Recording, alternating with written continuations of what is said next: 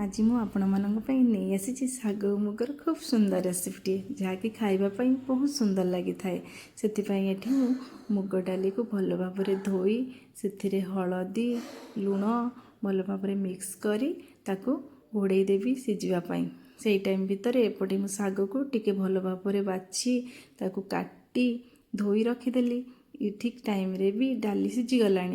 देखु डाली को पूरा मेल्ट हाँपाई दबानी ठीक एमती टाइप रे रखा से शाग को ऐड करदेली भल भाव मिक्स करदेली किंतु लुण ये पकेबानी जेहेतु आम लुण पूर्वर ऐड करते से मुझे लुण ऐड करूनी देखो शाग को ना आम ये घोड़ेबानी घोड़े अधिका पानी बाहर जेहेतु आम यहाँ सुखिला रहा दरकार मुझे बाउल को बाहर करदेली एपटे कड़ाई तेल गरम करी से मु जीरा सुखिला लंका को प्रथम ऐड कली ताकू भल भाव मिक्स कलापर से पियाज को देली पियाज को टिके भल भाव रेड है जाए भाजवा तापर रसुण को बहुत कम टाइम आम तो भाजवा जेहेतु तार स्मेल पड़े आ टेस्ट लगनी भल तापर ये आम बर्तमान शाग को भी ऐड करदे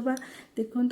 केते बढ़िया से मिक्स हो गलानी एते सुंदर लगी थाए ना खाइबापी थरे बनाई निश्चय टेस्ट करेंगे देखिए केते सुंदर लगे खाइबापी आ सब बेले मन हम तैयारी करने।